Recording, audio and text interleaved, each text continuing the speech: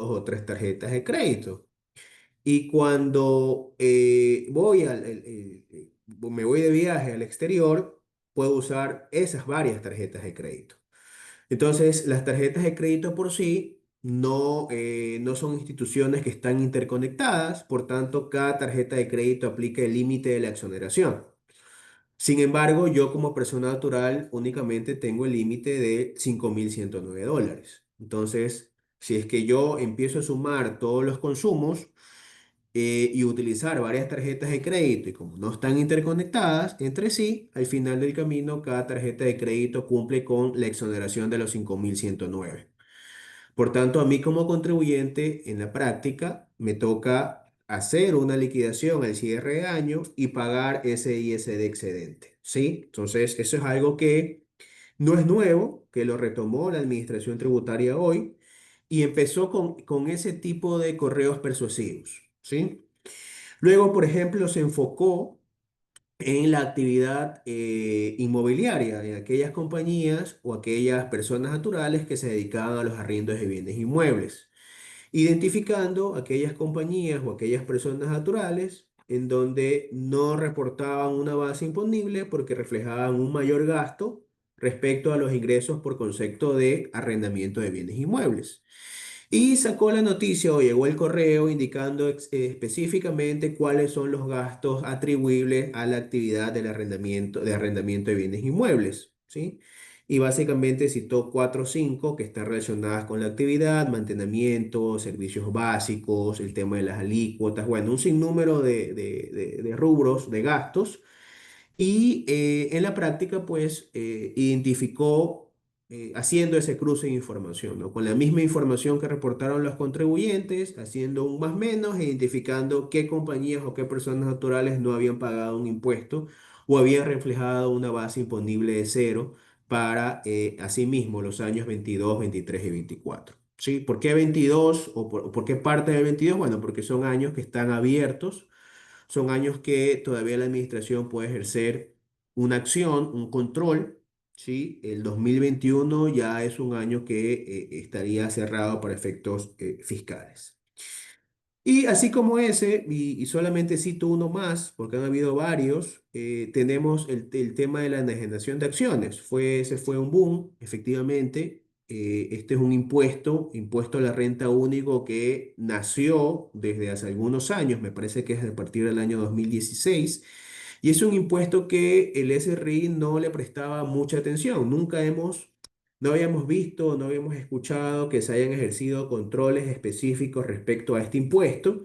Y hoy, el año 2025, empezó la administración a enviar estos correos persuasivos, básicamente haciendo un cruce de información con el CARDEX o la información que consta reportada en la Superintendencia de Compañías. Y básicamente, ¿qué hacía? Identificaba aquellas compañías o personas naturales que habían cedido o habían vendido, transferido acciones. Y eso se lo puede ver fácilmente en la información pública que consta en la Superintendencia de Compañías.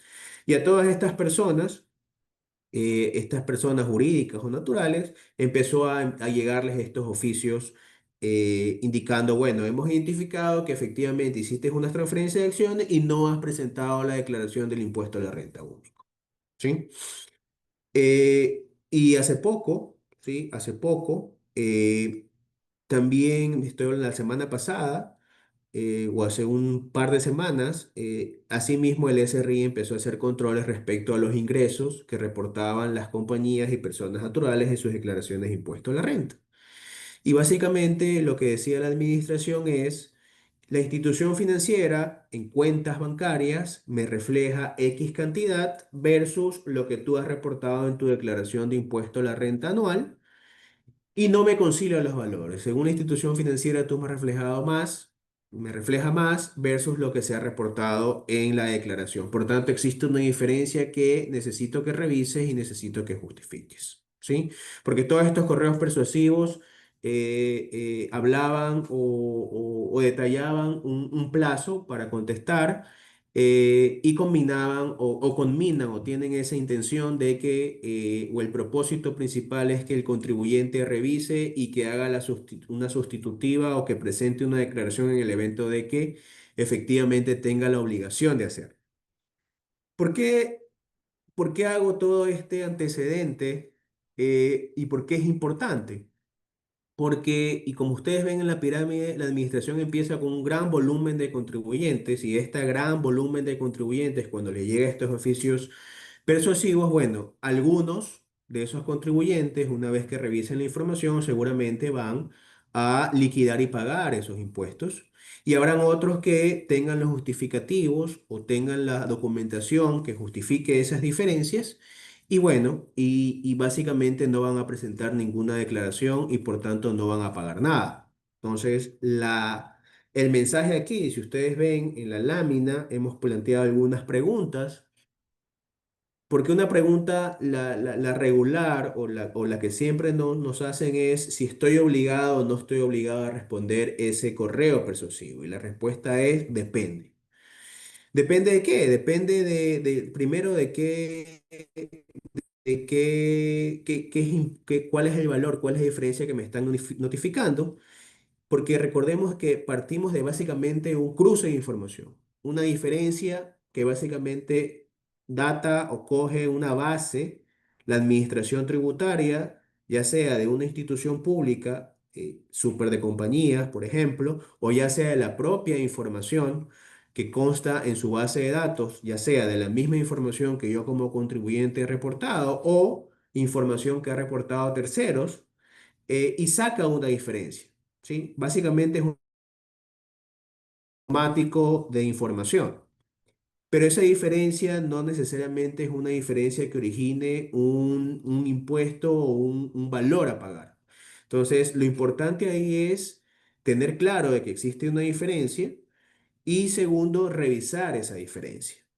Al momento que ya entramos a revisar esa diferencia, podríamos llegar a una conclusión de que efectivamente no estoy obligado a contestar o no necesito contestar ese correo persuasivo o definitivamente si omití algún valor o si está claro de que debería cancelar un valor a la administración tributaria porque en su momento no lo hice, no lo liquidé, no lo revisé, existe, es una diferencia real.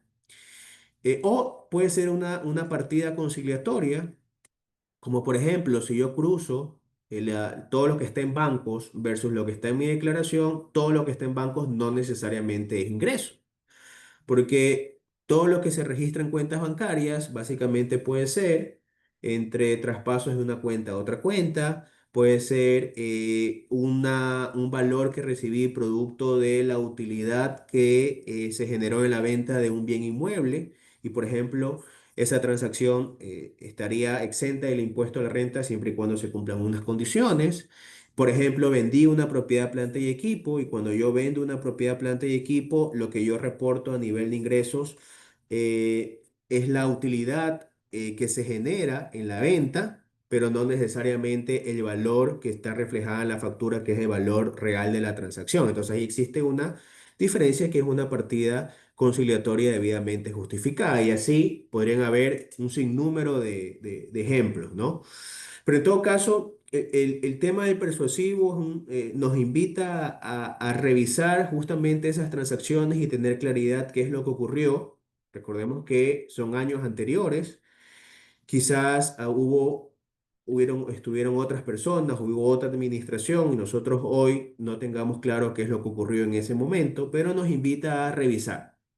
Y luego de revisar, pues tomar una decisión si es que efectivamente debemos de contestar ese correo persuasivo o esperar que el SRI inicie, ahí sí ya con un requerimiento formal me pida información, que si ustedes van hacia abajo en la pirámide, el siguiente punto es ya requerimiento de información, comunicación de diferencias, liquidación de diferencias y al final auditorías.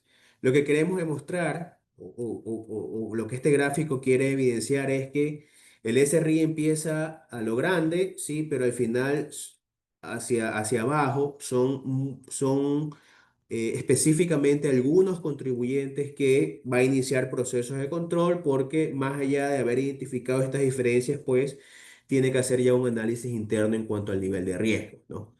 Pero al final, si no contesto el persuasivo porque tengo todo en orden y tengo todo debidamente justificado, bueno, el SRI cuando ya me emite un proceso formal con un requerimiento de información, bueno, es el momento para yo ahí sí poder dar las explicaciones y presentar toda la documentación, soporte, etcétera. Es más, cuando existen esos correos persuasivos, una recomendación va a depender también del tipo de impuesto, es, bueno, me dices que tengo una diferencia. O sea, yo como contribuyente tengo el derecho de también decir a la administración, si tengo una diferencia, necesito la base o de cuál es la base, cuál es esa información, de dónde tomas esa información para llegar a esa diferencia. Es decir, yo como contribuyente tendré claridad de esos valores, de esa diferencia para luego, y sí, en una segunda instancia, en una segunda parte, poder justificar a la administración. Entonces, esto no es de asustarse, si hay que prestarle atención, hay que ponerse a revisar. Y bueno, y del lado derecho en la lámina, básicamente, ¿qué hacer? Bueno, ¿qué hacer cuando ya tengo el correo, cuando ya tengo el requerimiento de información de la administración? Básicamente es lo que he comentado. Pero un poco el propósito de esto es, recordemos que el tema de los controles de la administración no es un tema nuevo, o sea, es algo que en los años ha venido creciendo, se ha venido intensificando, con controles más puntuales en cuanto a cruces de información, ya sea con información de la propia administración o de terceros, o informaciones de otras instituciones públicas. Entonces, lo que hace que yo como contribuyente tenga que hacer una revisión más a fondo, revisar las prácticas, revisar las políticas, revisar cómo estoy manejando la información contable, tributaria, legal de mi compañía. Y por eso el propósito de esta lámina es anticípate a los controles tributarios, porque hoy por hoy, si bien es cierto, hay controles en la administración tributarias, el anticiparte es, bueno, ¿qué estoy haciendo hoy para que en el futuro, cuando la administración, el año 26, 27, 28, venga con un correo y me identifique diferencias o me emita algún requerimiento de información de oficio, yo esté preparado con toda la información contable, tributaria, legal, extracontable, que me permita llegar a una conclusión y tener toda la documentación, toda la información debidamente soportada. Entonces, ese es el mensaje de esta lámina, porque controles van a haber. Hoy, más que nunca, y vamos a ver más adelante, que el tema de los controles se ha intensificado bastante porque hay una realidad, el gobierno necesita dinero, ¿sí? Y el SRI, a través del SRI, el tema fiscal, el tema de los impuestos siempre ha sido un recurso muy importante dentro del presupuesto del Estado. Entonces, por eso es que el SRI de alguna u otra forma ha intensificado estos controles desde, diría yo, desde el segundo trimestre de este año, entre mayo, junio, abril inclusive, con la presentación misma de la declaración de impuesto a la renta, ¿no? Entonces, eso es lo importante en esta lámina, ¿sí? Tengamos claro este punto. Siguiente. El segundo punto que hay que tener en cuenta es la remisión, ¿sí? Es una otra oportunidad fiscal. Y aquí hay unos datos que nos parecen que es importante. En la parte izquierda, en la parte superior, hay algunos datos solamente para que los tengamos de referencia. Recordemos que hubo una remisión en la época del mismo presidente, Daniel Noboa, que fue en el año 23, ¿sí? Que fue a segundo semestre del 23, en donde hubo una recaudación el presidente recaudó 556 millones en remisión. Una remisión muy parecida. Las reglas de esa remisión son muy parecidas a las reglas de esta nueva remisión que les voy a citar ya mismo. Un poco para que tengan ese dato, ¿no? De ahí, hace poco salió también a hablar el director del SRI en cuanto a cuál es la expectativa que tiene la administración en la recaudación de esta remisión y la expectativa no es tan alta, son 160 millones. ¿Y por qué suena atractivo, entre comillas, el tema de la remisión para los gobiernos, porque esto no es un tema nuevo, esto es un tema que viene ya desde la época de Rafael Correa. Eh, Porque ustedes ven en la parte de abajo, en los circulitos, si uno revisa hoy la página del portal web del SRI y ve los datos en cuanto cuál es la deuda total de si uno suma los 500 contribuyentes más importantes en cuanto a valor de deuda, lo que le deben al Estado ecuatoriano, ya sea por procesos que están en etapa judicial, ya sea procesos que están en coactiva o ya sea procesos que están en alguna instancia de impugnación, eso suma 4.000 millones. Así que es lo que ustedes ven en el circulito rojo. O sea, de ese top de 500 contribuyentes, esos 500 contribuyentes por cualquier motivo deben 4.000 millones. Entonces, ahí hay una cantidad importante de recursos en donde obviamente el SRI con la situación actual del gobierno, que necesito dinero, con una opción, hay gente que me debe 4.000 millones. ¿Y cuánto yo necesito recaudar? Porque otro dato importante ahí es el déficit fiscal, cómo cerramos el 24 y cómo va el déficit fiscal hasta el cierre de mayo del 25. Si uno suma los dos valores, estamos hablando más o menos de 4.400 millones. Entonces, por ahí van los números. Entonces, sí suena, entre comillas, atractivo el plantear una remisión y que sea una remisión en donde, en cuanto al periodo de tiempo, sea un periodo de tiempo importante en donde el contribuyente tenga la posibilidad de pensarlo, de revisar la información y de poder aplicar esta remisión. Entonces, un poco para ver los números. Ahora, ¿cuáles son las reglas de esta remisión? ¿Sí?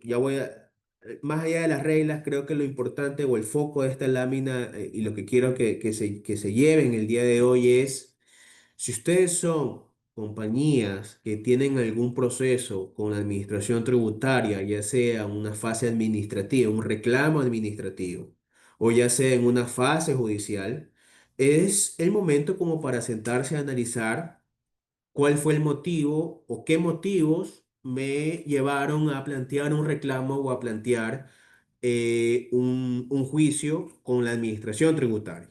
Entonces, normalmente este tipo de procesos se dan en procesos de terminación. O sea, fui determinado en su momento, el SRI me levantó ciertas glosas en el proceso de determinación que se ven reflejadas en el acta final de ese proceso de determinación y esa acta final yo quise reclamarla, o sea, seguir una siguiente instancia administrativa con la administración o quise irme a una siguiente instancia en sede judicial. Entonces, analizar cuáles son los motivos que me llevaron a plantear ese reclamo o ese juicio, analizar esas glosas. Recordemos que hoy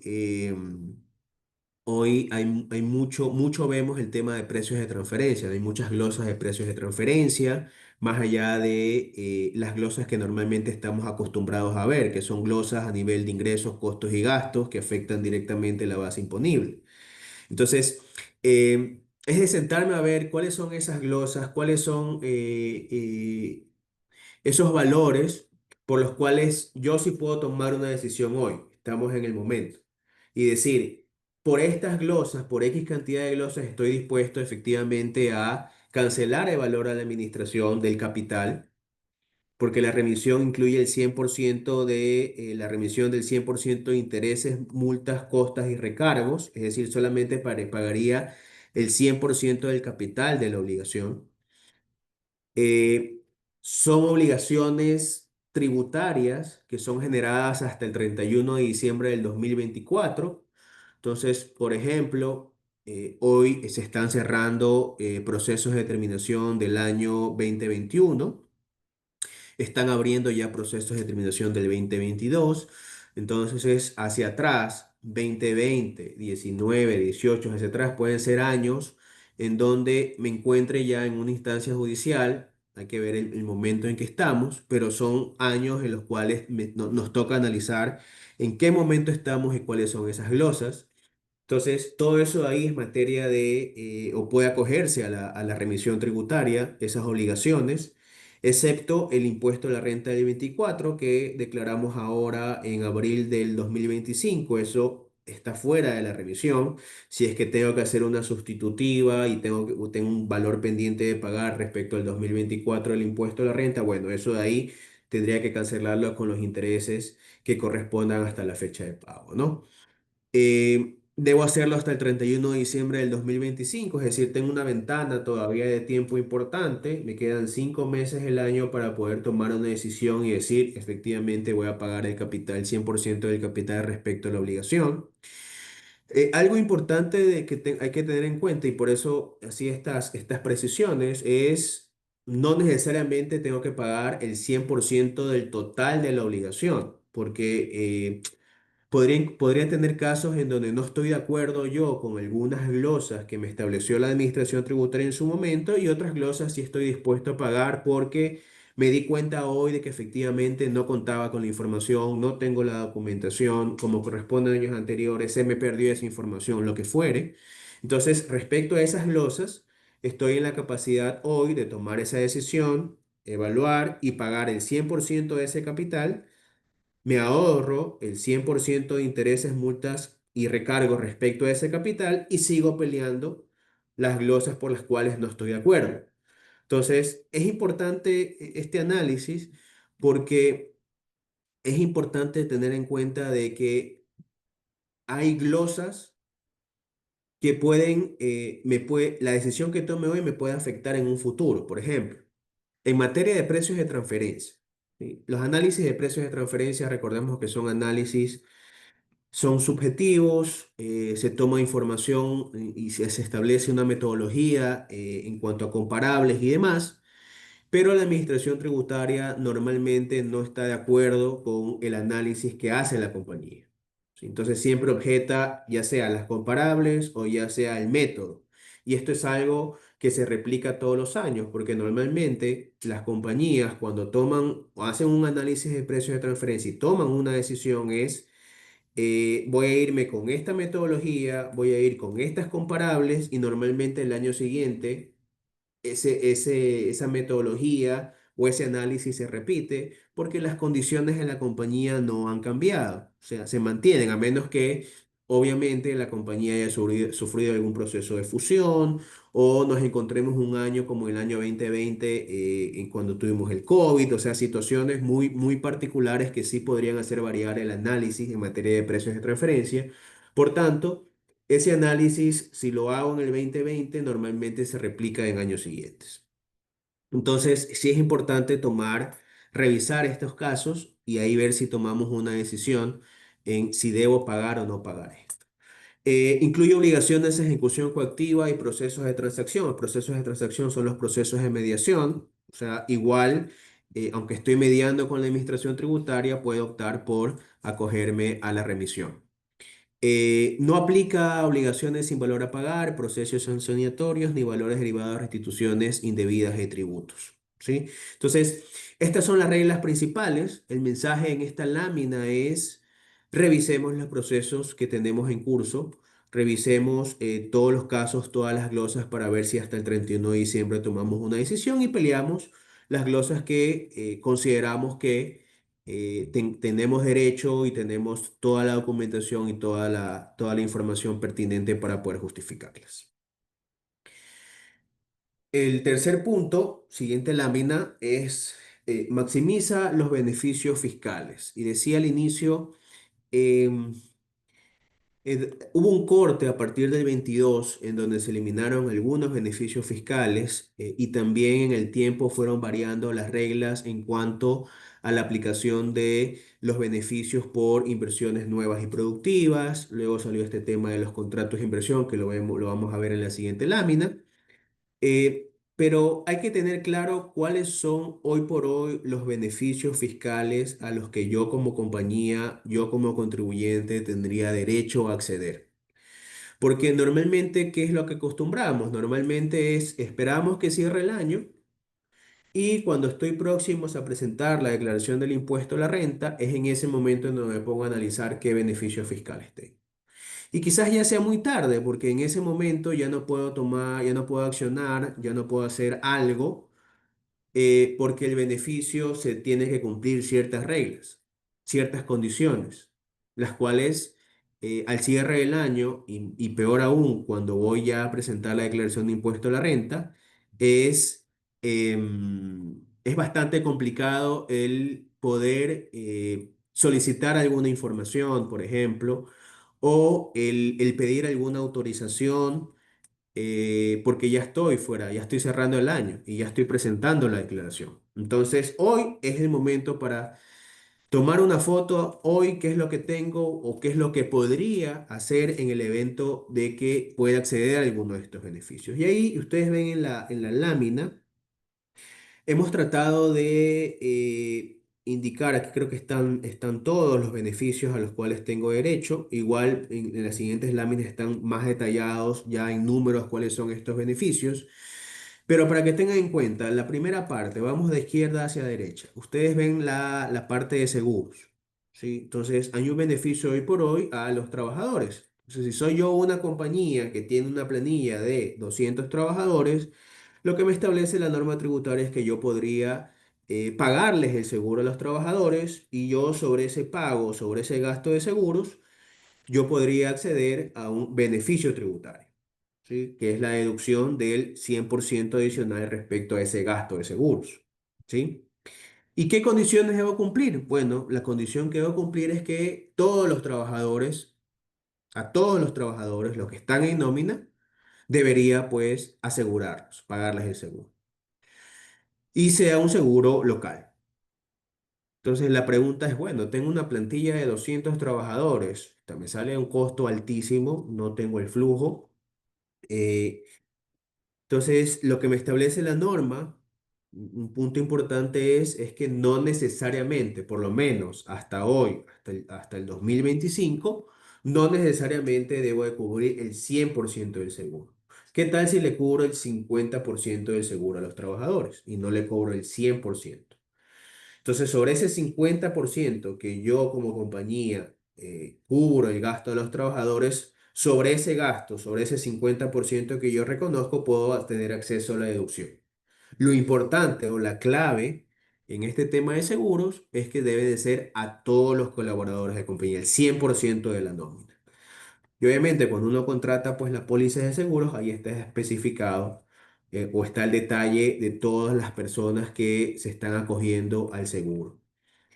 Si hay una disposición en la norma que hace referencia a un procedimiento o una resolución que debería normar cuáles son las reglas adicionales a las que he mencionado, pero esas disposiciones, esa resolución, esas normas no han sido publicadas hasta la fecha. Por tanto, la regla general es la que acabo de mencionar.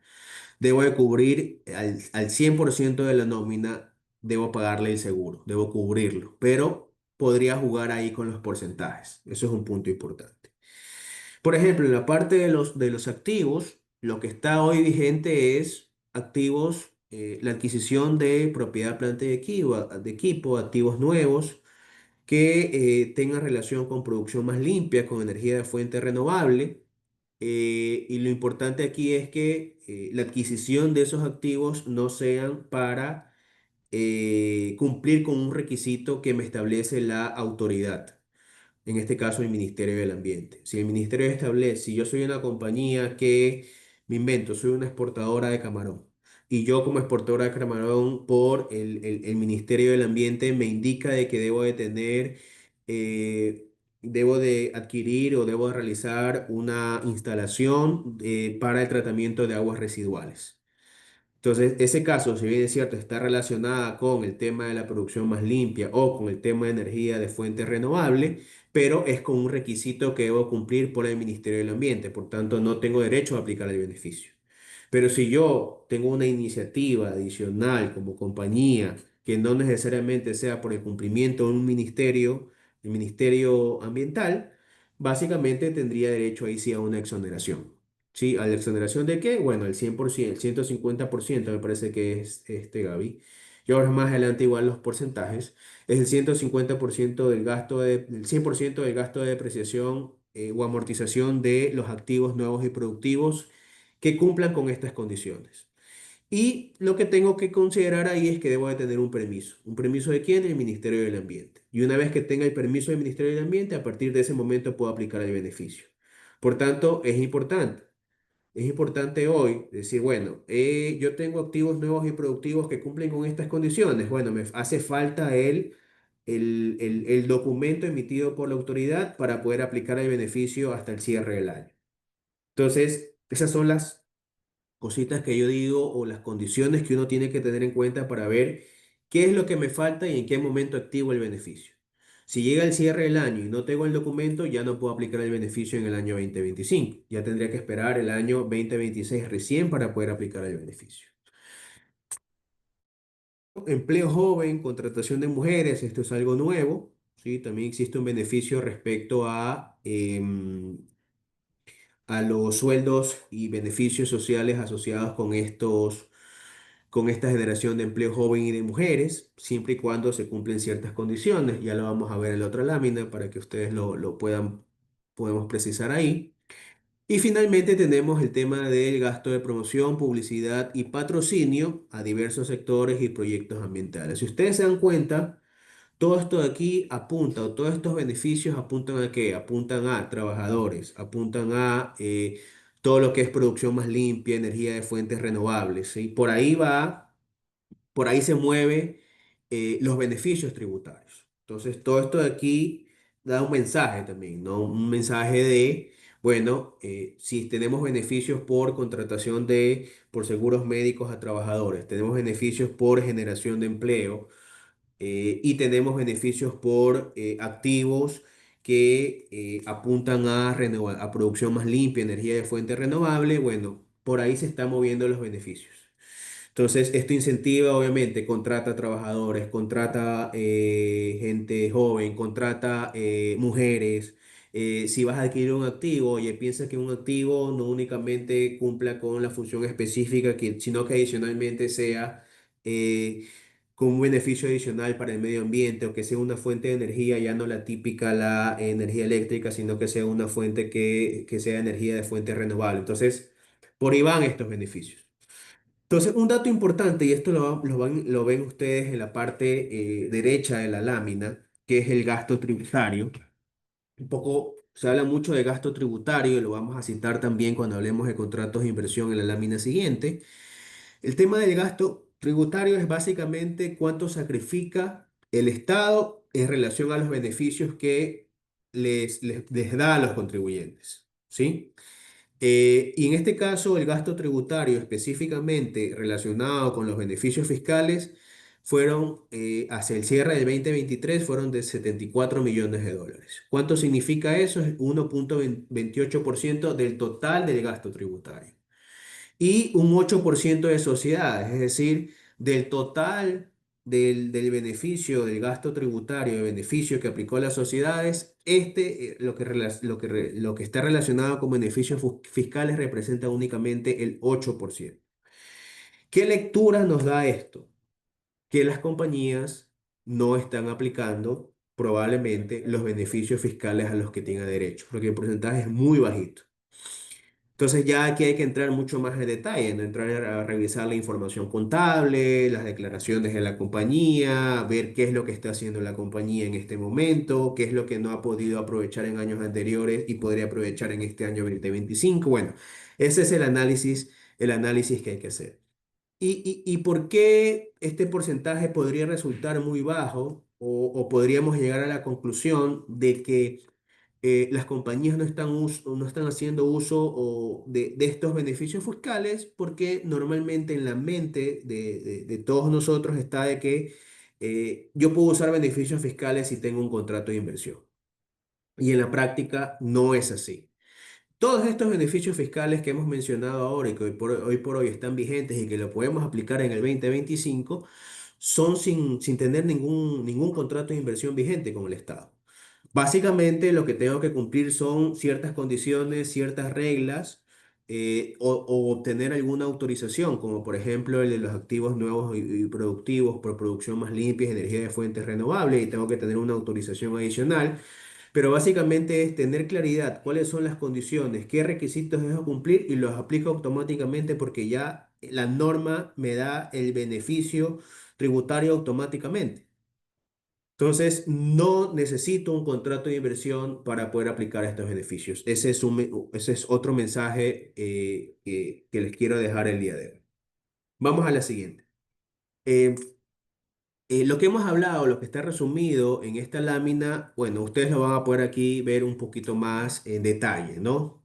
¿Cuánto es el porcentaje al cual yo tendría derecho? Aquí hay que hacer los números, porque podría resultar muy, muy beneficioso para las compañías el poder aplicar estos beneficios, ¿no? Entonces, esto de aquí hay que aterrizarlo ya a la realidad económica, financiera de la compañía y ver cuál es el número en cuanto al beneficio. Y este es un análisis que se lo hace hoy. Por eso justamente estamos el día de hoy conversando con ustedes, para que ustedes hoy se lleven esto y hagan los números y hagan el análisis hoy. Entonces, tenemos el tema de los seguros, que yo decía que es el 100% de los gastos por seguros médicos o medicina prepagada para todo el personal, esa es la condición importante, contratados con empresas locales. Aquí la precisión, no necesariamente tengo que, por lo menos hasta hoy 2025 tengo que pagar el 100% de seguros o tener 100% asegurada en cuanto al seguro a la nómina, sino puedo asegurarlos por un porcentaje, por un valor X del total de lo que vale el seguro. El 50% por seguros de créditos para exportación, ¿sí? Si no hay relación con aseguradora ni con el cliente y el crédito es mayor a 365 días. Este es un punto importante para los exportadores. Normalmente algunos exportadores no lo tienen mapeado, pero es importante que ustedes lo tengan ahí y lo conozcan. El que mencioné, el 100% de depreciación o amortización de activos por producción más limpia o fuente renovable. Obviamente no aplica si es que requiere o es obligación adquirir estos activos por algún acuerdo o alguna disposición del ente ambiental. El 150% de sueldos y beneficios por contratar personas con discapacidad. Me parece que este no lo mencioné anteriormente. Este es un beneficio que está vigente, siempre ha estado vigente, no lo han quitado. Entonces, más allá que sea un beneficio fiscal, también es un tema, debo cumplir con un límite en la parte laboral, pues, ¿no? El 140% en sueldos y beneficios por nuevas plazas, por contratación de nuevos trabajadores. Esto aquí es empleo joven. Y bueno, y ahí en la última parte que tienen el 50% en sueldos por contratar jóvenes, pensiones por temas que tengan pensiones alimenticias o sin sentencia condenatoria ejecutoriada, y le aumento 25% más si se cumplen otras condiciones, ¿no? Pero básicamente todas estas condiciones o estos porcentajes están relacionados a sueldos, ¿sí? A contratación de trabajadores y adquisición de maquinaria y equipo, producción más limpia y fuente renovable. Entonces, este es como que un bosquejo general siguiente. Al hablar había una parte final, que era la última columna que veíamos en la lámina, que era de beneficios, el tema de las promociones, publicidad, auspicio, patrocinio. Bueno, aquí está en todos los sectores en donde yo como compañía puedo incurrir en un gasto de promoción, auspicio, publicidad, patrocinio, ya sea en deporte, en cultura, educación, social, ambiente, construcción, en todos estos sectores puedo realizar este tipo de gastos, ¿sí? ¿Y a quién? O sea, ¿a quién debo de patrocinar, ¿no? Ahí tenemos, por ejemplo, y es lo que normalmente vemos en la práctica y está en boga hoy por hoy, el tema del deporte, ¿sí? Yo puedo patrocinar o realizar algún gasto, algún patrocinio, algún auspicio a deportistas y organizadores.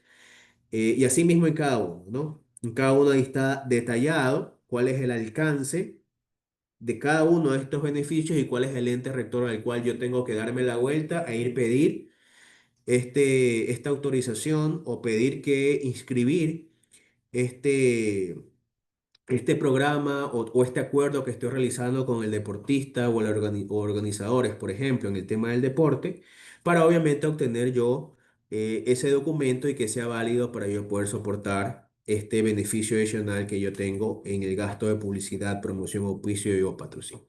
Entonces, esta lámina también se la llevan ustedes. La idea de hoy no es entrar en detalle, hablar de cada uno de ellos, pero sí que tengan claro un panorama claro de cuáles son estos beneficios aplicables hoy por hoy. Entonces, eso es beneficios fiscales. En resumen, en cuanto a beneficios fiscales es, hoy estamos 29 de julio, nos tenemos que sentar, revisar la información contable financiera, qué es lo que estoy haciendo yo como compañía. ¿Qué es, qué es lo que voy a hacer aquí? ¿Cuál es la proyección hacia agosto y hacia cierre del año en cuanto a los gastos que voy a incurrir o las inversiones que voy a hacer o a las contrataciones que voy a hacer? Sí, porque me estoy preparando, quizás estoy en un proceso de expansión, en un proceso de reestructuración, en donde necesito contratar más gente, necesito comprar más maquinarias y equipos, o necesito realizar gastos que estén relacionados con estos patrocinios, auspicios, etcétera. Entonces, ese es el propósito, tener mapeado estos beneficios y que ustedes puedan hacer la tarea de ver qué efectivamente es lo que he venido registrando y hacia futuro qué es lo que voy a registrar o qué es lo que voy a hacer hacia diciembre del 25 y poder aprovechar al máximo estos beneficios tributarios. Eh, el último punto, antes de ver las amenazas en el tema fiscal, es el tema de las inversiones. Y el título es Asegura incentivos para tu inversión. Decía, decía en la lámina anterior, yo todos estos beneficios fiscales yo los puedo aprovechar tranquilamente porque están en la norma siempre y cuando cumpla con todas las condiciones, permisos o documentación que corresponda y tengo respaldado de que efectivamente los puedo aplicar automáticamente sin mayor detalle, sin cualquier otra información adicional como por ejemplo o algún otro requisito como por ejemplo un contrato de inversión. ¿Por qué mencionamos o creemos importante mencionar como un punto aparte una lámina específicamente respecto al tema del contrato de inversión? Porque hay muchas compañías que han hecho y están haciendo inversiones importantes en varios sectores. Y al hablar de inversiones importantes no estoy hablando de 50 millones de dólares, de 100 millones de dólares, ¿sí? Estoy hablando de inversiones de 1 millón, 5 millones, 8, 10, 15 millones de dólares. O sea, va a depender mucho de, el tamaño de la compañía y qué es qué ha venido haciendo y está haciendo, pero un poco uno tiene en la cabeza que cuando se habla de contrato de inversión se habla de millones de dólares, se habla de mucha cantidad de dinero, lo relacionan muchas veces con sectores importantes de la economía, por ejemplo el sector de cacao, el sector minero, el sector exportador, etcétera, ¿no?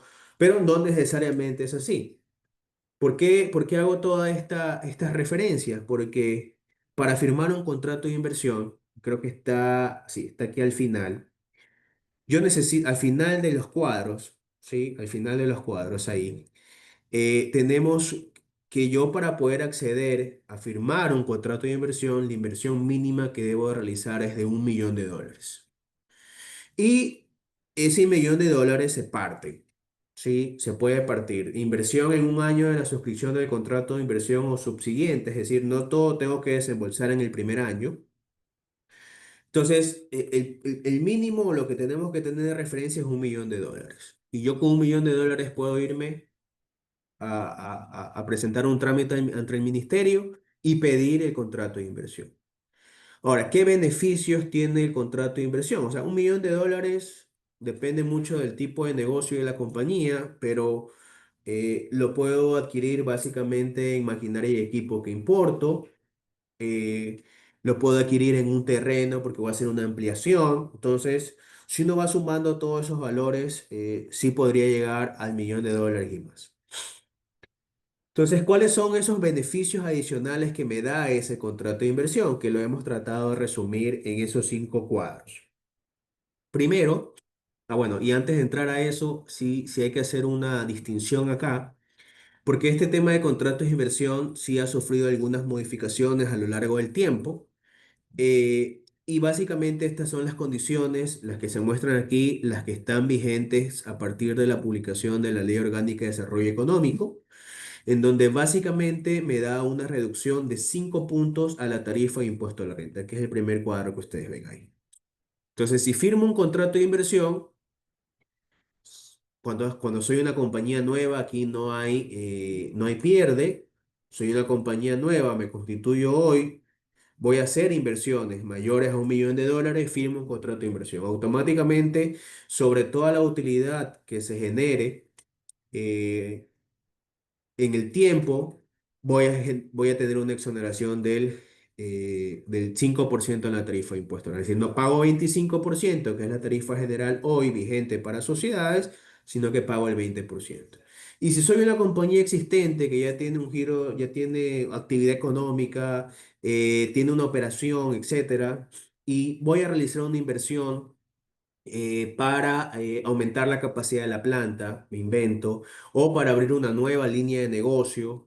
Bueno, ahí lo importante es tener segregada en la contabilidad a nivel de ingresos, costos y gastos todo lo que es atribuible a esa nueva inversión que yo voy a hacer, ya sea la compra de un nuevo terreno, a la compra de nueva maquinaria y equipo, etcétera. Es importante esa segregación porque si puedo segregar y diferenciar inequívocamente en la contabilidad sobre esa utilidad que genere, sobre esa nueva utilidad que se genere relacionada con esa inversión, tengo la rebaja de los 5 puntos porcentuales. ¿Qué otro beneficio tengo al suscribir un contrato de inversión? Si es que yo importo maquinaria, si es que importo equipo, bueno, me exoneran el ISD y los aranceles en un 100%. O sea, no pagaría un 5% de ICD y bueno, los aranceles que depende de dónde esté importando, pues aplica el porcentaje y los aranceles que correspondan, ¿no? Pero al final estamos hablando de flujo y un flujo importante muchas veces, dependiendo de la cantidad de maquinaria y equipo que esté importando. Ahora, el trámite para firmar un contrato de inversión es un trámite que dura algunos meses. Entonces, porque lo primero es que yo debo hacer un proyecto de inversión. Es como que yo venga hoy a solicitarle un préstamo al banco. Si hoy le voy a solicitar un préstamo al banco, yo tengo que hacer un proyecto y decirle al banco cómo están mis estados financieros, en qué voy a invertir el dinero, qué es lo que voy a comprar, en qué tiempo voy a adquirir esos equipos, cuánto es mi punto de equilibrio, bueno, etcétera. Todo lo que normalmente me pide una institución financiera para poder acceder a un préstamo. Igual forma sucede acá al momento de suscribir un contrato de inversión. Tengo que presentar un proyecto de inversión al ministerio. Y es un proyecto de inversión, si bien es cierto, hay un esquema, hay unos papeles de trabajo que ya están definidos por el ministerio, pero esos, básicamente la información que presento es ahí la proyección, el flujo, qué voy a importar, bajo qué partida, qué maquinaria, qué equipo voy a importar, el plazo de la inversión, cuántas personas o cuánta gente voy a contratar, ¿sí? Porque un parámetro importante aquí es el empleo también. Entonces, debo de presentar ese proyecto de inversión al ministerio y una vez presentado al ministerio, una vez que yo ya hice el análisis, hice los números, dije, bueno, si me conviene hacer un contrato de inversión, voy a presentarlo. En ese momento el ministerio se toma su tiempo. Hoy, más o menos un año, se está demorando en firmar un contrato de inversión. Un año y gestionando y conversando con los funcionarios que están a cargo y revisando la información en detalle, bueno, para al final suscribir el contrato de inversión. Entonces, si dan cuenta, hay un tiempo de análisis y hay un tiempo que dura el proceso, todo lo que es procesal con el Ministerio de la Producción. Y aparte que necesita una autorización adicional por parte del ministerio, hoy el Ministerio de Finanzas. Antes no se necesitaba hasta cierto monto la aprobación del Ministerio de Finanzas. Hoy pasa el filtro del Ministerio de la Producción y hay un segundo filtro que es el Ministerio de Finanzas para la aprobación del contrato de inversión. ¿Cuál es el mensaje que les quiero dar hoy? Si ustedes ya han venido realizando inversiones importantes en el 24 o en el primer semestre del 25 o van a hacer inversiones hacia el 26, hacia el 27, hay que ir pensando, hacer los números, revisar el detalle para ver si me conviene firmar un contrato de inversión por lo que he comentado ahora. Porque ese ISD y la exoneración de ese ISD y de esos aranceles es siempre y cuando esté firmado el contrato de inversión. Yo tengo que tener suscrito el contrato de inversión para que cuando importe esa maquinaria, yo esté exonerado del ISD y aranceles. No es mientras se está tramitando el contrato de inversión. Y para poder hacer uso de la rebaja del impuesto a la renta es cuando yo ya tenga firmado el contrato de inversión. En ese momento, en ese año, yo puedo hacer uso de la rebaja del impuesto a la renta.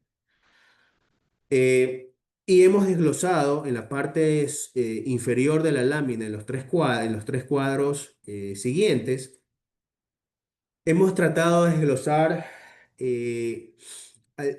el tema del techo tributario, porque este es un tema nuevo, este es un término nuevo. Así como hablábamos en las láminas anteriores del gasto tributario, que el gasto tributario es lo que, lo que el Estado deja de percibir por todos esos beneficios fiscales que puedan aprovechar las compañías. Bueno, acá el contrato, el tema del contrato de inversión sí tiene un beneficio fiscal, el beneficio fiscal de que estás exonerado de ISD de aranceles, la rebaja de los 5 puntos de la tarifa de impuesto a la renta por X tiempo.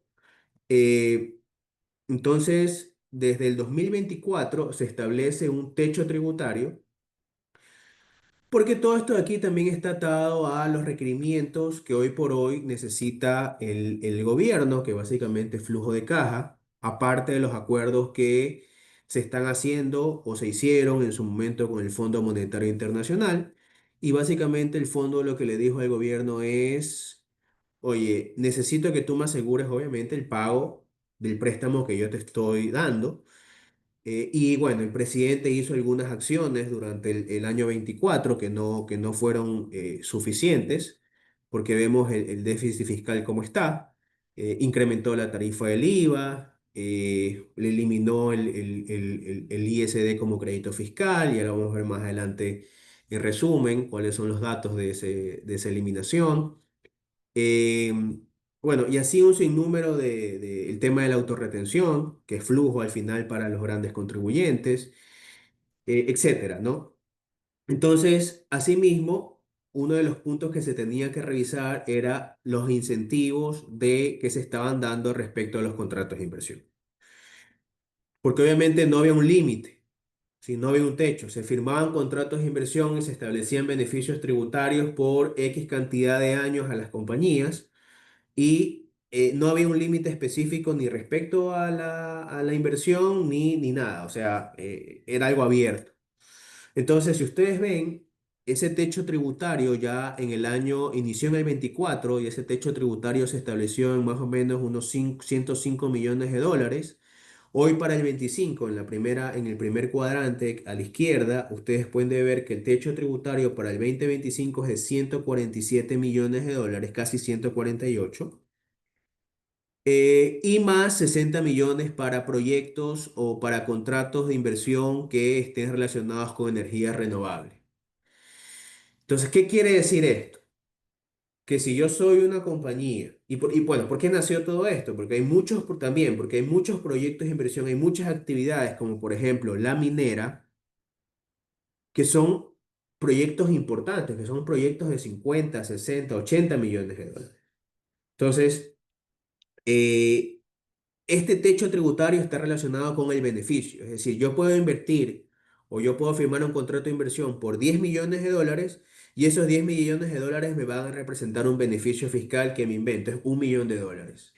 Entonces, ese millón de dólares es el que va sumando a este techo o a este límite que ha establecido el ente rector, que es el Ministerio de la Producción. Y si soy un proyecto que está relacionado con energía renovable, bueno, se parte todos esos proyectos y esos proyectos tienen un límite de hasta 60 millones de dólares. Entonces, pero al final, más allá del macro, también estableció un mínimo, un mínimo para cada proyecto de inversión, que es lo segundo, que es el 10%. Es decir, si yo presento un proyecto de inversión, mi máximo el beneficio máximo al que yo me voy a poder aprovechar es el 10% respecto a esa inversión.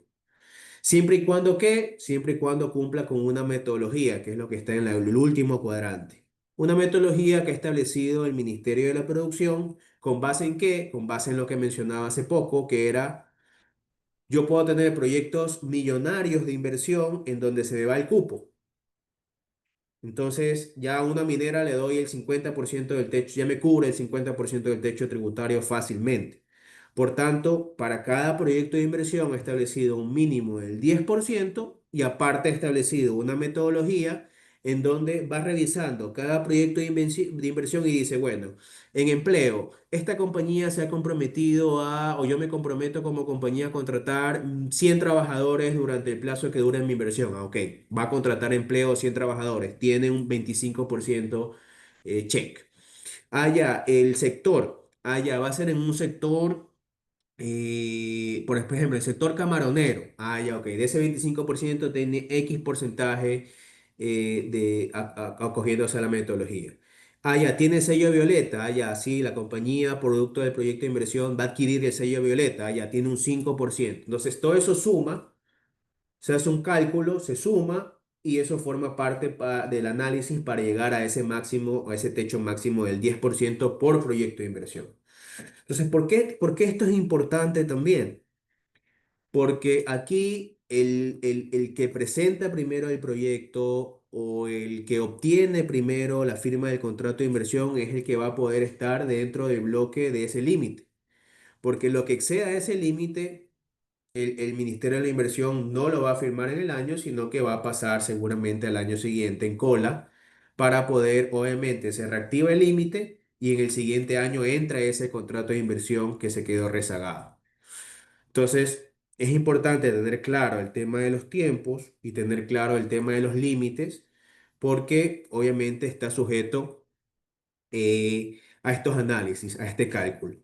Entonces, se complicó un poquito más, sobre todo el análisis al momento de determinar cuál es el beneficio real que yo como inversionista, que yo como compañía tengo al momento de invertir.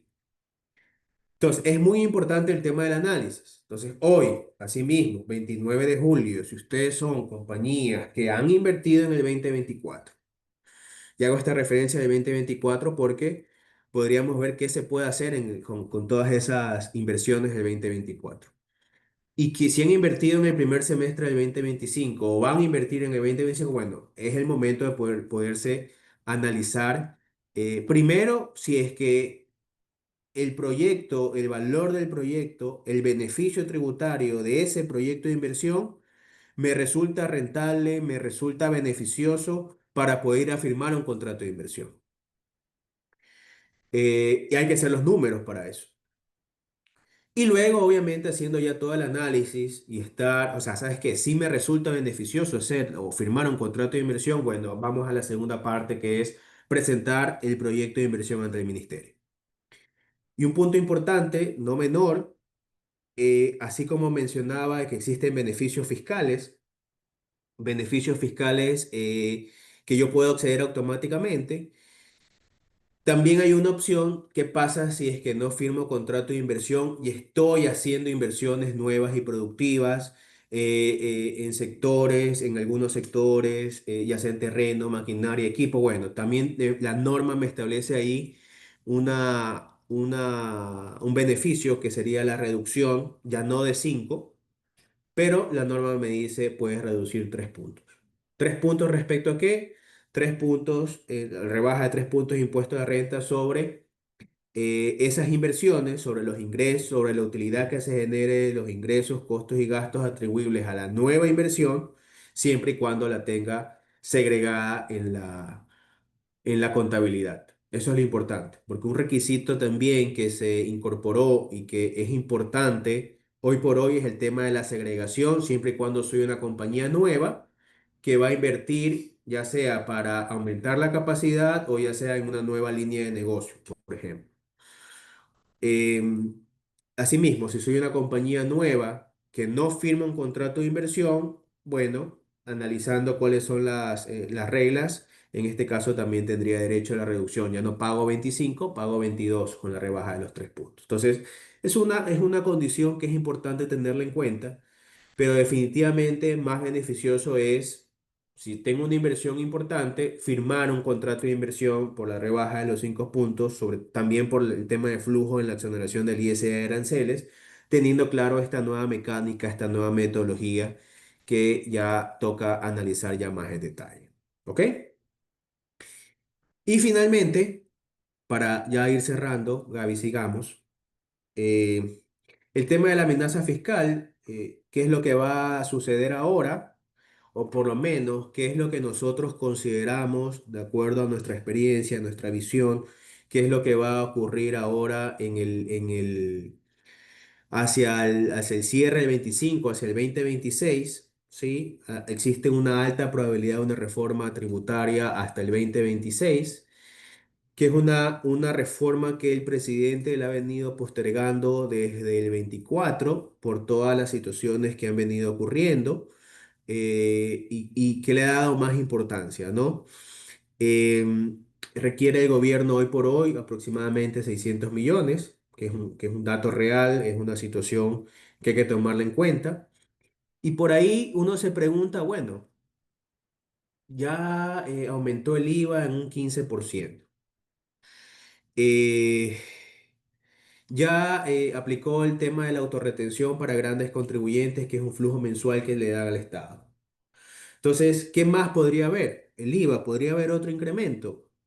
No, no creo que haya un incremento en la tarifa del IVA, ya la aumentó del 12 al 15%. Pero sí es importante tener en cuenta que existen algunos productos, gran cantidad de productos que graban tarifa 0% de IVA. Entonces, quizás esos productos, o sea, bienes y servicios, o gran parte de esos productos dejen de grabar cero y pasen a grabar el 15%. Es una opción, ¿sí? Un poco para ver de dónde puede ir agarrándose el gobierno en cuanto a lo que no se ha visto hasta ahora o no se ha reformado hasta el momento. Siempre el funcionario, el presidente, el ministerio, etcétera, están buscando obviamente recursos, y los recursos, un foco importante justamente es el tema fiscal. El tema del ICE, vehículos, bebidas, probablemente el ISD. Recordemos que el ISD ya eliminó que el ISD sea crédito fiscal, y eso hubo un ahorro más o menos de unos 800 millones, me parece que es el ISD en cuanto al crédito fiscal. El impuesto a la renta, retenciones. Si me pongo del lado del gobierno, uno si se pone del lado del gobierno, ¿qué necesita? Recaudación rápida. Obviamente, si hago una reforma que afecte el impuesto a la renta, bueno, el impuesto a la renta, bueno, pasará este año, y como es una reforma que le incluye en el 25, es aplicable para el año 26 y por tanto recién voy a pagar eso en abril del 27. Por tanto, eso no es rápido, eso no es inmediato. Entonces uno ya empieza a pensar, o ellos empiezan a pensar en impuestos mensuales, de recaudación rápida, de liquidación rápida, mensual. Si hago alguna reforma en IVA, si hago una reforma en retenciones, eso aplica automáticamente en el mes siguiente. Eso es recaudación rápida. Como sucede, por ejemplo, en el tema de las autorretenciones de grandes contribuyentes, ¿sí? Que es un tema de recaudación mensual. Y eso podría suceder con las retenciones, ¿sí? Podría haber un incremento en porcentajes de retención, de IVA, de impuesto a la renta, ¿sí? Entonces, por ahí podría haber algo. Y mientras tanto, hay presión por fortalecer los controles y maximizar la recaudación, que es lo que vimos al inicio. Hay muchos controles de impuestos que antes no veíamos, como el impuesto a la renta único, por ejemplo. Entonces, siguiente. Entonces hay que estar muy, muy pendientes de eso. Eso es lo que consideramos que podría venir, o lo que va a venir para el cierre de este año, o para el próximo año 26. ¿Y qué podría pasar con el gasto tributario? Ya veíamos en el gasto tributario, mencionábamos anteriormente, en el tema de los contratos de inversión ya hay un techo. O sea, ya están limitando el gasto tributario por ese concepto. En la primera línea del cuadro ustedes pueden ver el crédito tributario del ISD. Estos son datos que están públicos y están actualizados, por lo menos hasta ahora, al cierre del año 2023. Esto está en la página del Servicio de Rentas Internas. Y esa lámina del ISD, si ustedes se dan cuenta, ahí estamos hablando, bueno, 400.000 millones, que representa respecto al gasto tributario de renta a sociedades el 43%. O sea, era un gasto importante a nivel de sociedades, que ya lo eliminó el SRI. A partir del 25, el ISD deja de ser crédito fiscal. Pero la lectura de esta lámina y un poco para hacer relación o llegar a las conclusiones o por qué topamos todos estos puntos del día de hoy es que si ustedes se fijan en las deducciones adicionales, puede señalarme ahí, Gaby, en deducciones adicionales, hay esa línea, estamos hablando de que son 74 millones, que ya creo que el dato lo dimos arriba, vuelvo a repetir, el 8% respecto al gasto total, al gasto tributario que aplican las sociedades. Entonces es muy bajo. Entonces, hoy, si ustedes se dan cuenta y lo que hemos visto en la práctica, por ejemplo, el ISD es un rubro importante, quizás el tema de las reducciones o el de limitar el gasto tributario no va por el tema de las deducciones adicionales, porque el monto es muy bajo. Entonces, a lo que quiero llegar es, este es el momento para enfocarse o aprovechar esos beneficios o esas deducciones adicionales a lo máximo. Tomar una foto hoy y ver qué opciones tengo para poder aplicar los beneficios hasta el cierre del año. ¿Qué es lo que tengo que hacer a partir de hoy, 29 de julio, para poder cumplir con todas estas condiciones, cumplir con todos estos requisitos, para acceder a los beneficios? Y segundo, pensar en qué tiene, qué inversiones o qué planes o qué proyecciones tengo en futuro para ver si puedo o no puedo firmar un contrato de inversión, más allá de poder acceder o no a los beneficios fiscales que hoy por hoy están vigentes. Ese es el mensaje. Y con esto concluyo. Básicamente, lo que está haciendo hoy por hoy, y yo lo vengo repitiendo y lo vengo sosteniendo, eh, hoy por hoy las compañías, lo vimos en los controles, lo vemos en este tema de los beneficios fiscales, lo vemos en este tema de los contratos de inversión, hoy por hoy las compañías tienen que anticiparse. ¿Anticiparse a qué? A lo que ya sabemos que siempre va a haber controles, procesos de determinación por parte de la administración, y obviamente un Estado que hoy por hoy necesita más recursos, necesita más flujo de caja, y el tema impositivo es un tema que siempre lo tienen sobre la mesa para ver de qué forma poder sacar más recursos, ya sea de las sociedades o de las compañías. Esto acá es una realidad.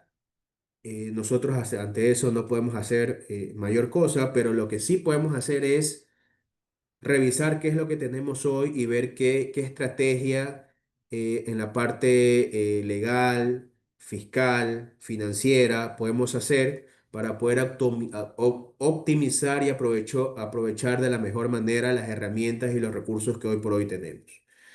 Lo que tenemos que es estar al día en este tema de las reformas y tener claridad hoy por hoy qué es lo que está vigente y qué aplica y qué me aplica a mí como compañía, y no únicamente pensando en el 2025, sino pensando un poquito más allá en qué es lo que se puede, qué es lo que puede venir, ¿no? En el 2026. Un poco, creo que con eso concluyo la exposición de hoy.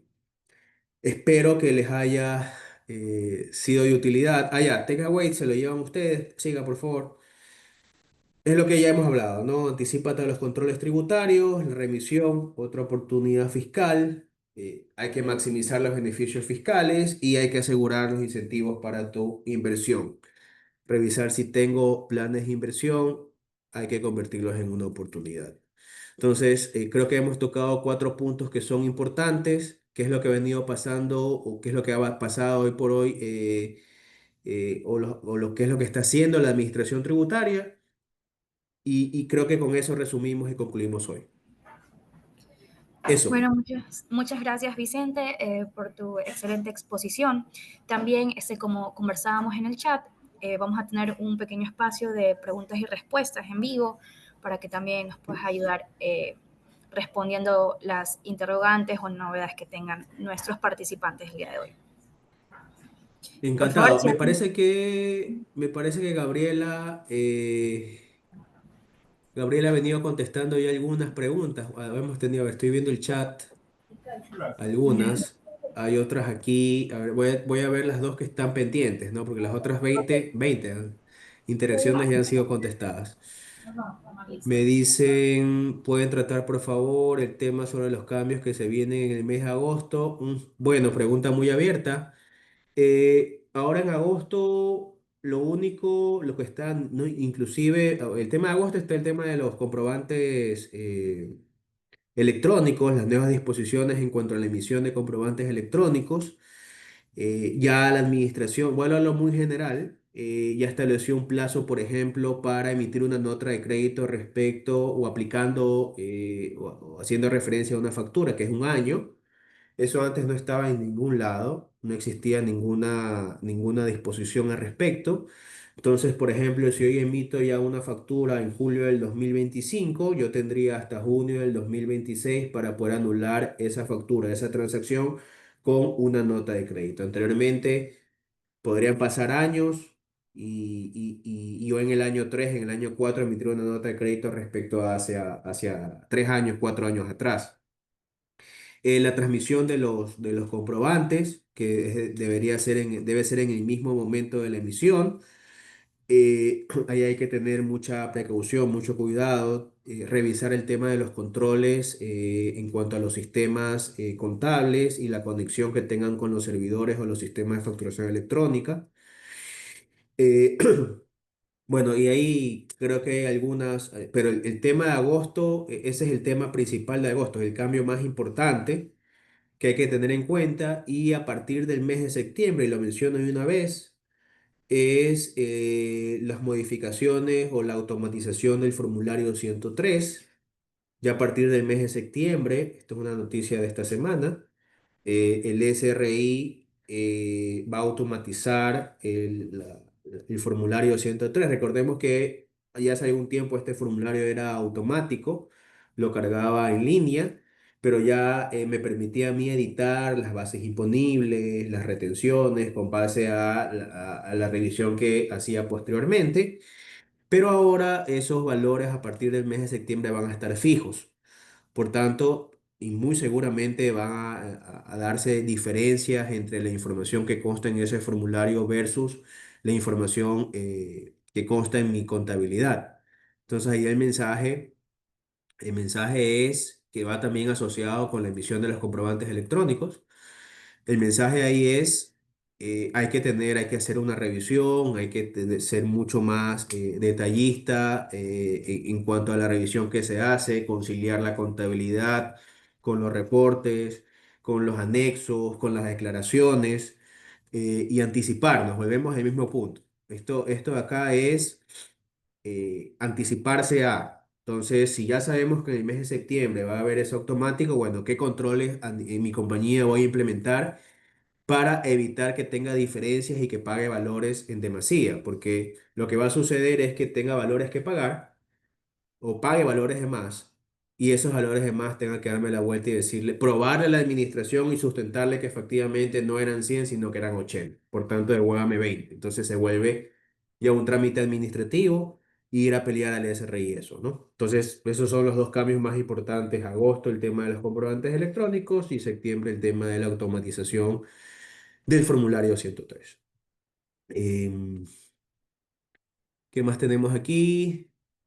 Buen día, referente a la pregunta que hicieron, ¿hasta cuándo me puede notificar una hora de determinación sobre el 2022? Bueno, a partir del 2022 en adelante ya aplica la regla, la nueva disposición de la Ley Orgánica de Desarrollo Económico, que son 4 años. Es decir, si yo mi declaración de impuesto a la renta del año 2022 la presenté en abril del 2023, la administración tendría 24 hasta abril del 27, 24, 25, 26, hasta abril del 2027, que son 4 años y esta regla ya aplica es la general, para todo. Antes era un poco más complejo entender las reglas, pero ahora la regla general es 4 años a partir del año 2022.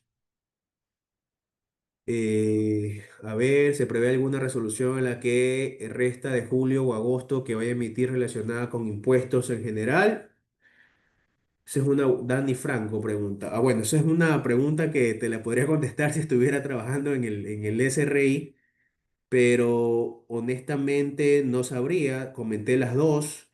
Normalmente estas resoluciones de generales, yo he visto que las emite rentas, pero muy próximas a o previo más bien, a la presentación de las declaraciones de impuesto a la renta. Por ejemplo, donde existen reglas generales y demás. Es donde más le presta atención a la administración tributaria, pero de ahí es lo que puedo comentar.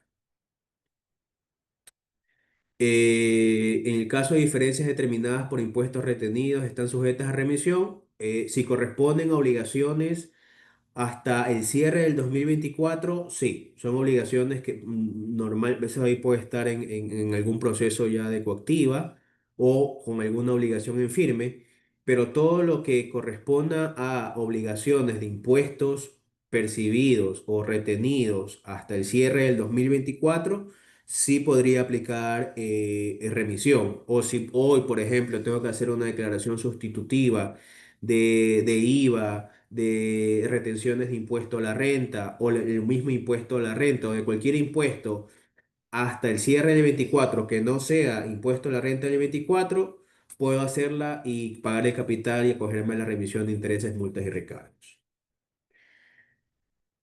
Eh, el SRI emitirá un nuevo listado modificando las tasas. Fausto, se prevé que sí, esto acá debería ocurrir en los próximos meses. Diría yo que entre agosto y septiembre deberíamos tener ya una nueva resolución revisada. Ahora, esas modificaciones de las tasas de autorretención es a más y a menos, ¿no? Hay que ver de cada caso, hay que ver quiénes quitan y a quiénes incluyen, ¿sí? Podemos tener ahí, diría yo, novedades en ese listado, pero deberíamos preverlo entre agosto y septiembre. Dice, con respecto a las notas de crédito desde el 1 de agosto, bueno, están haciendo algunas preguntas, Gaby. A ver, con respecto a las notas de crédito desde el 1 de agosto, ya no puedo emitir ninguna nota de crédito que fue emitida antes del 1 de julio. Correcto, es correcto. Ya a partir de ese momento, operativamente debería también alertarme el sistema, ¿no? Pero yo no podría emitir ya una nota de crédito cuando ya esa transacción o la factura que aplica esa nota de crédito haya pasado más de un año. Tú contestaste la de Pedro ya. Eh, ¿Los contratos de inversión del sistema agrícola tienen que ser una zona específica? No, no los contratos, aplica a cualquier inversión. Lo importante de las inversiones, mencionaba, era el tema del monto.